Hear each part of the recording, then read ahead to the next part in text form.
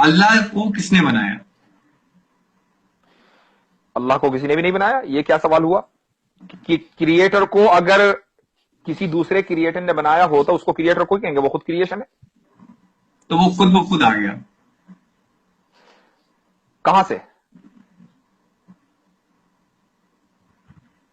वही मैं कह रहा हूं कि वो उसका एग्जिस्टेंस क्या है? हाँ, नहीं, मैंने पूछा आपसे, आपने कहा वो खुद ब खुद आ गया, कहां से?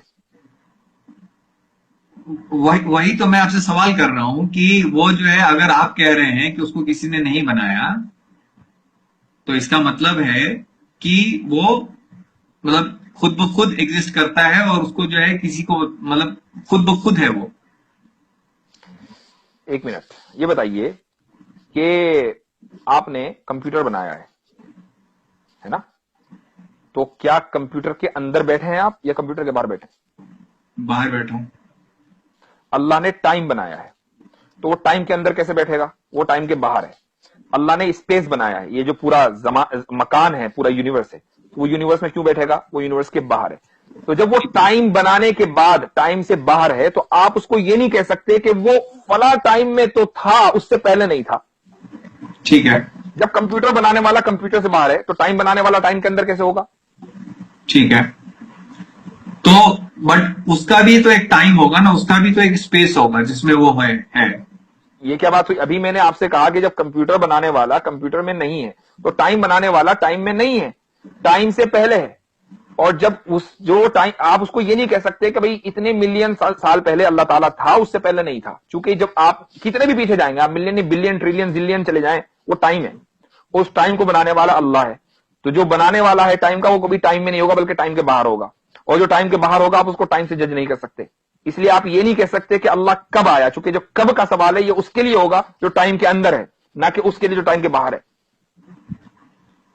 तो मतलब कुछ ऐसी चीजें हैं जो खुद मतलब हमेशा से रह सकती हैं, वो हमेशा से हैं, ये आपका कहने का कुछ ऐसी तात्पर्य है? चीज नहीं, सिर्फ अल्लाह। कुछ ऐसी चीज नहीं, सिर्फ अल्लाह, सिर्फ क्रिएटर।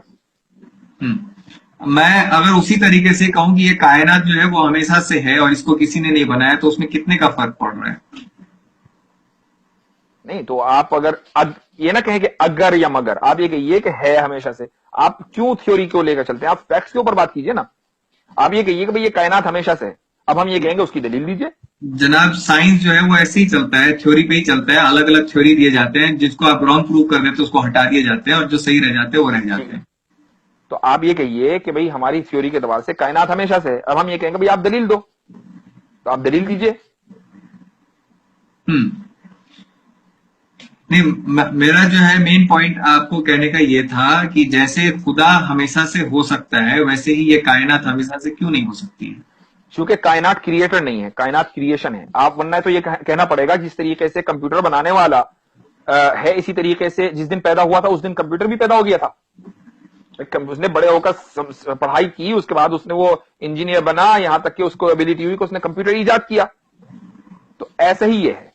तो अल्लाह, कायनात हमारे लिए क्रिएटर नहीं है, क्रिएशन है। उसके लिए जरूरत है कि एक टाइम से वो शुरू हो। ठीक है, एक टाइम से वो शुरू होगा और उसी को हम क्रिएशन पॉइंट कहेंगे। अल्लाह क्रिएट है, वो टाइम बाउंड नहीं है। ठीक है, वो टाइम बाउंड नहीं है।